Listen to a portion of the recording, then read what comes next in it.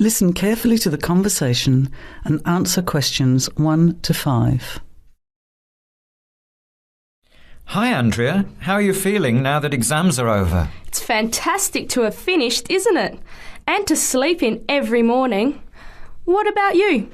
Well, I've been catching up on sleep too, but I've got a lot to do before I leave for England. Perhaps you could give me some advice. I've got a lot of things I can't possibly take back with me, but I don't know what to do with them. Well, it depends on what sort of things they are and whether you're thinking of giving them away or selling them. Well, almost everything. Furniture, the fridge and other kitchen stuff that I bought from the previous tenant. But the new people have already got what they need, so they're not interested in buying stuff from me. I can't afford to give it away, but I'm not sure how to sell it all. Oh, and there are some clothes and books as well. Why can't you take them? The books are really heavy. It's so expensive if you exceed the airline baggage allowance. And the clothes just won't all fit in my suitcase. It's amazing how much stuff I've accumulated since I've been here. Anyway, I don't think I'll need as many summer clothes in England as I have here in Australia. I see. Well, there are several alternatives. First of all, you could put up notices around the university about the books. You know, on the notice boards in the Student Union building and in the economics department. Anywhere second and third year students will see them. People are always keen to buy cheap textbooks. OK, what should I say on the notices? Just put the titles, authors and price you want, your name of course, and maybe put your phone number on those little tear-off tags. That's a good idea. And what about the furniture? You could try doing the same thing, but usually students are away all summer, so they don't want to buy furniture now. Another place to try might be a second-hand shop. Someone from the shop will usually come around and give you a free quote, and then you can decide. But you don't usually get much money for that sort of stuff. You have some time to look at questions 6 to 10. Another alternative is to put an advertisement in the Trading Post. Do you know that paper? It comes out every week advertising things people want to sell. You have to pay to put the advert in and then hope people phone. Give them as much information as possible, and if they're interested, invite them to come and have a look. The hard part is agreeing on a price. No, I haven't seen the Trading Post, but I should have a look at it. And I could advertise the fridge, the microwave and the furniture. But the kitchen stuff isn't really that good. You know, old cutlery, a few pots and pans and some plates and things. What shall I do with them? Well, another option is to donate the kitchen things to a charity shop. You know, like the Salvation Army or St. Vincent de Paul. Why don't you get a second-hand shop to give you a quote first? Yes, I could do that. Find out how much they'll give me and then decide whether to sell them or give them away. But I've still got the clothes. A charity shop will take them too, as long as they're in good condition. And even though you don't get any money, at least you know that someone who really deserves some help has benefited. That's a good point.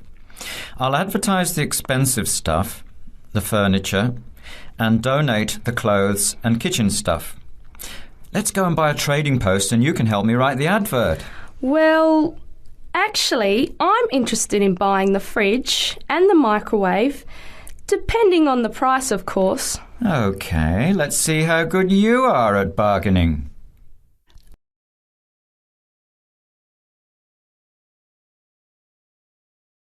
Now, listen carefully and answer questions 11 to 16.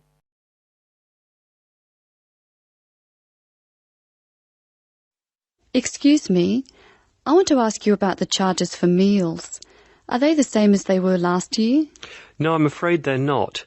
We've managed to keep most of them the same, but we've had to increase the charge for breakfast.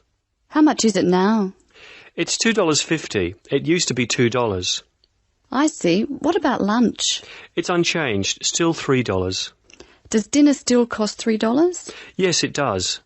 We've managed to keep the prices down this year, but the best deal is the 3-meal plan for $48 per week. We give you vouchers to present when you come into the cafeteria, and you get 21 meals for your $48. That works out to a little more than $2 a meal. The 2-meal plan is also at last year's rates of $36 per week. We give you vouchers for that too. My sister was in this hostel before me. I'm sure the hours for breakfast used to be longer. Yes, they were. They used to be 7 to 9:30, but to keep our expenses down, we made them 7 to 9. Lunch is the way it was, though. Hold on, dinner, 6 to 7:30, isn't that a change? Yes, it is, and in fact the form is wrong. It used to be 5:30 to 7:30, but now it's 6 to 8 p.m. 6 to 8 p.m, that's good. So, which plan would you like? I'd like to think about it, please. I need to check my lecture schedule.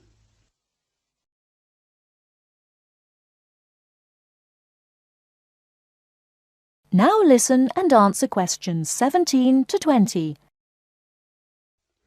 Can you tell me how to get to my room, please? Of course. You're in the new wing, which is very freshly painted and pleasant.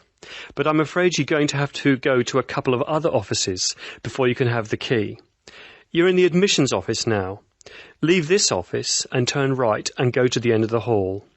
The last office is the fees office, where you can pay the balance of your room deposit. They'll give you a receipt. OK. After you've been to the fees office, come back past admissions. You'll see a very large room at the northwestern corner of the building. You can't miss it. That's the student lounge, and if you go in there, you can meet some of the other students and see who'll have a room near you. That's good. Can I get a cup of coffee there? Yes, there's a vending machine in the corner. Then go to the key room, which is opposite the lift and next to the library. Show them your receipt, and you can pick up your key there. My luggage was sent on ahead. Do you know where I should collect it? The box room is next to the women's toilet. You'll have to get the key from the key room. Thank you.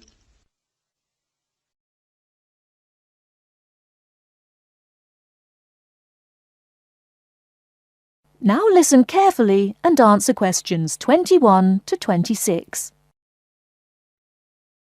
Good evening, and welcome to this month's Observatory Club lecture. I'm Donald Mackey, and I'm here to talk to you about the solar eclipse in history. 1,000 years ago, a total eclipse of the sun was a terrifying religious experience. But these days, an eclipse is more likely to be viewed as a tourist attraction than as a scientific or spiritual event.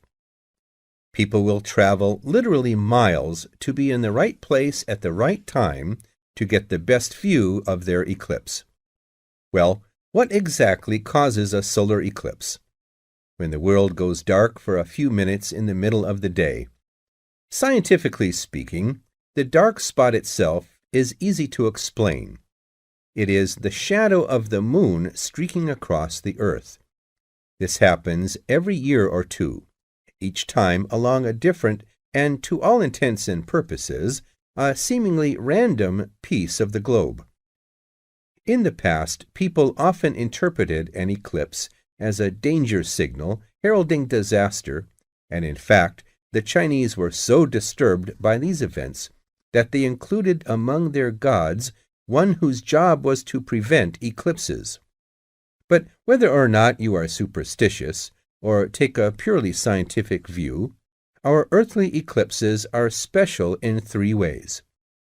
Firstly, there can be no doubt that they are very beautiful. It's as if a deep blue curtain had fallen over the daytime sky as the sun becomes a black void surrounded by the glow of its outer atmosphere. But beyond this, total eclipses possess a second, more compelling beauty in the eyes of us scientists, for they offer a unique opportunity for research. Only during an eclipse can we study the corona and other dim things that are normally lost in the sun's glare. And thirdly, they are rare.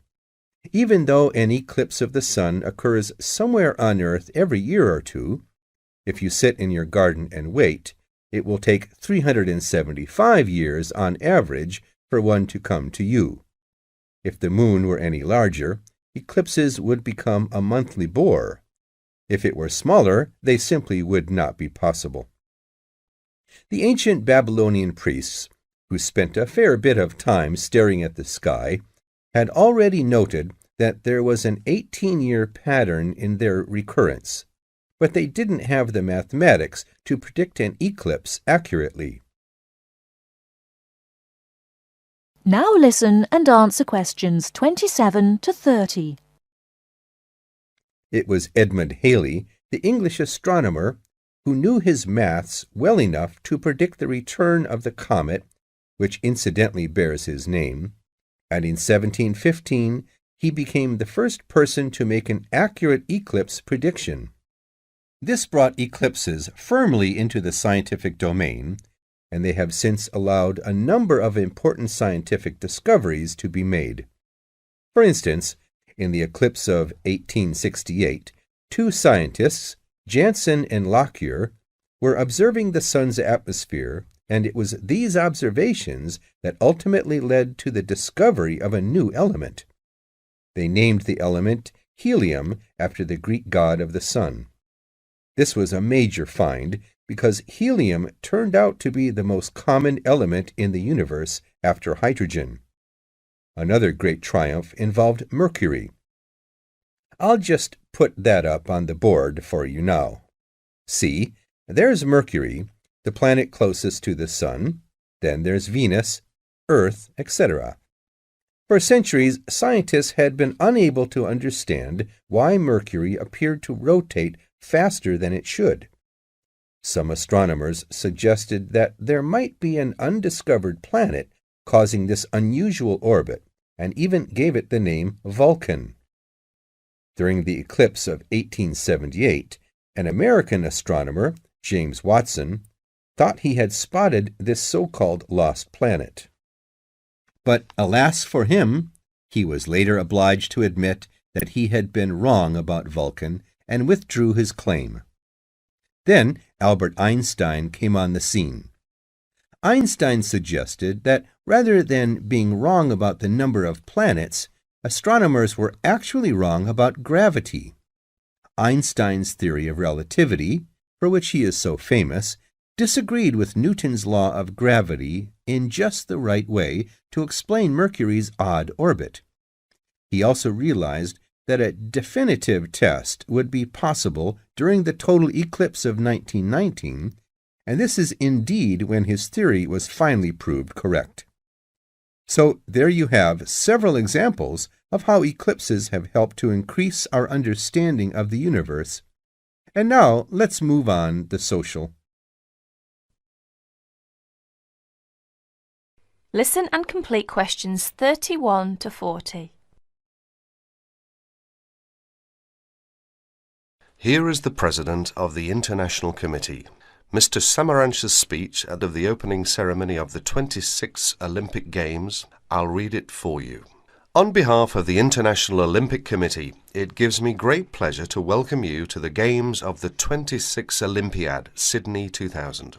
The goal of the Olympic movement is to contribute to building a peaceful and better world by educating youth through sport practice without discrimination of any kind and in the Olympic spirit. In the spirit, nations and youth of the world come together every 4 years to celebrate the world's largest sporting festival.